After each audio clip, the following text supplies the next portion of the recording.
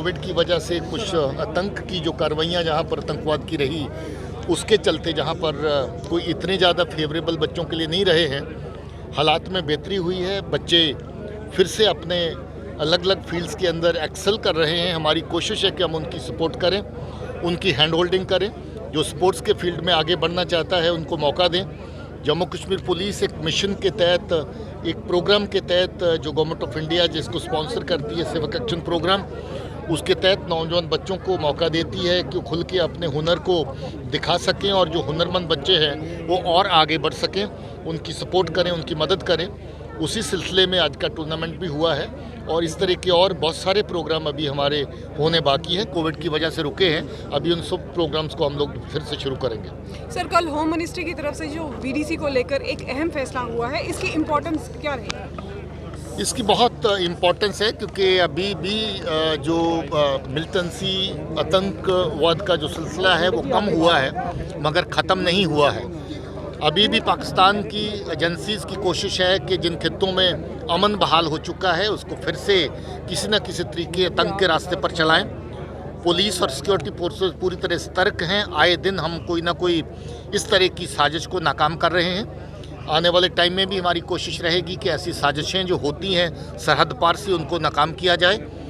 अभी जो इस तरह का जिस सिलसिला जो फैसला हुआ है, ये भी उसी की एक कड़ी है कि हम लोग जितने भी हमारे रिसोर्सेज अवेलेबल हैं ग्राउंड पे, उनका अच्छे तरीके से इस्तेमाल करें, उनको वेल मोटिवेटेड रखें और उनको अच्छी तैयारी में रखें ताकि इस तरह की जो भी साजिश ग्राउंड की सतह पर होती है, ग्राउंड पे हमारे जो लोग एक बिना वर्दी के सिपाही की तरह काम करते हैं वो भी उसमें शामिल रहें।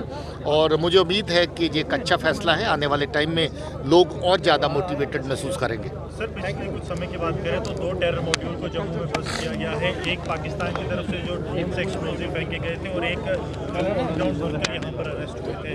सर, जो केमिकल फेंका गया था, क्या उसकी कुछ डिटेल्स अभी तक सामने आ पाई हैं? वो क्या था, उसका किस तरह से इस्तेमाल किया जा रहा है? ये बहुत ही, मैं कहूँगा कि सीरियस सिक्योरिटी कंसर्न के मुद्दे हैं जिनके ऊपर हम लोग बड़ी सख्त नज़र रखते हैं। सर्विलेंस के अपने जो जरिए हैं उनको पूरी तरह सतर्क रखते हैं। ये जो मॉड्यूल्स इस तरह के पाकिस्तान पार से लॉन्च करने की कोशिश हो रही है, एक नहीं बल्कि दर्जनों हम लोग एक्सपोज कर चुके हैं। पिछले पूरे साल के अंदर 85 ऐसे मॉड्यूल्स थे जो हमने कश्मीर में और जम्मू के खित्ते में बस्ट किए। कोई OGWs का ऐसा ग्रुप जो ग्रेनेड फेंकने में शामिल है, कोई सिविलियंस की किलिंग में शामिल है, कोई IEDs में शामिल है। इस तरह के जितने भी मॉड्यूल्स हैं उनको हम लोग ध्वस्त कर रहे हैं, आइंदा भी ध्वस्त करते रहेंगे। अभी हाल फिलहाल में जिसका आप जिक्र कर रहे हैं, वो जो मटेरियल पकड़ा गया था उसमें कुछ तो रेडीमेड IEDs पार से आई थी। पहले भी साजिश थी कि जम्मू में भीड़ भाड़ के इलाके में किसी रिलीजियस प्लेस पे ID लगाई जाए, वो साजिश नाकाम हुई। उसके बाद फिर से कोशिश हुई, वो भी नाकाम हुई। अभी नए सिरे से ये कोशिश हुई है, ये भी लगभग समझ लीजिए कि नाकाम हो गई है। टाइम रहते हम लोग IEDs पकड़ पाए हैं, ग्रेनेड भी आए थे और भी सामान आया है। केमिकल जो आया है उसकी पहचान अभी हम लोग FSL को भेज चुके हैं और उसकी पहचान जो आ रही है वो हम शेयर करेंगे। मगर हमें जो लगता है कि वो भी किस तरह का एक्सप्लोजिव मटेरियल है जो लिक्विड की फॉर्म में भेजा गया है और जिसको कहीं किसी खास टारगेट पे इस्तेमाल करने की प्लान थी, साजिश थी। मुझे खुशी है कि वो साजिश भी नाकाम हो चुकी है। सर, साउथ कश्मीर में कुलगाम में एक पंच की हत्या कर दी गई कल आतंकियों द्वारा।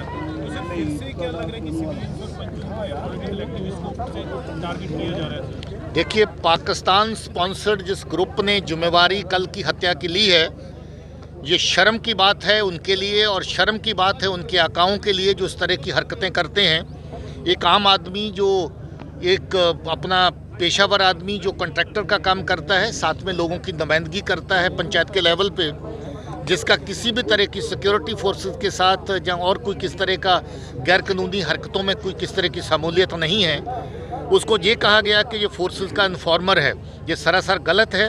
वो एक बेगुनाह आदमी है जिसका कत्ल किया गया है और हम जल्द ही कत्ल करने वालों को पहचानेंगे और उनको ख़त्म करेंगे। देखिए, गवर्नमेंट ऑफ इंडिया, ख़ासतौर पे ऑनरेबल होम मिनिस्टर बहुत ज़्यादा ख्याल रखते हैं जहाँ पर कि नौजवान बच्चे VDC के मेंबर जिन्होंने लंबा अरसा जो है आतंक के ख़िलाफ़ अपनी लड़ाई दी है, उनकी सर्विसेज को आगे भी किसी न किसी फॉर्मेट में अच्छे तरीके से इस्तेमाल किया जाए।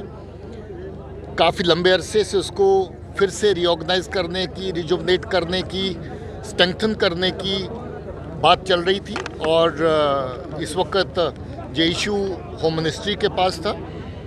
फॉर्मली अभी चीज़ें कन्वे नहीं हुई हैं, मगर मैं समझता हूं कि ये मसला जेरे गौर होने के नाते इससे ज़्यादा कमेंट अभी मैं नहीं कर सकता हूं। मगर मैं ये ज़रूर कहना चाहता हूं कि इसके ऊपर होम मिनिस्ट्री जो भी फैसला लेगी वो वीडीसीज़ को और मजबूत करने के लिए होगा और वीडीसीज़ के मेंबर्स के जो वो बेहतरी के लिए भी होगा। देखिए, हालात में बहुत बेहतरी देखने को मिल रही है। पिछले 2-4 साल में जिस तरीके से हालात में बदलाव आया है, हम समझते हैं कि ये एक बहुत अच्छा शगुन है, बहुत अच्छी हालात इस वक्त बहुत लंबी मेहनत के बाद, बड़े लंबे अरसे के बाद जहाँ पर बने हैं। बाकी इसमें इलेक्शन, बाकी चीज़ें, उसके ऊपर मैं कमेंट नहीं कर सकता हूँ। वो फैसले अलग अथॉरिटीज़ के लिए, उनके बारे में कहना। मगर मैं इतना ज़रूर कहूँगा कि जो हालात पहले से बेहतर हुए हैं उनको और बेहतर किया जाएगा और जो लोग जहाँ पर आतंक की मशीन चला रहे हैं उनके पीछे हम पड़े हैं, उनका बहुत हद तक सफाया हुआ है, उसके आगे भी उनका सफाया किया जाएगा।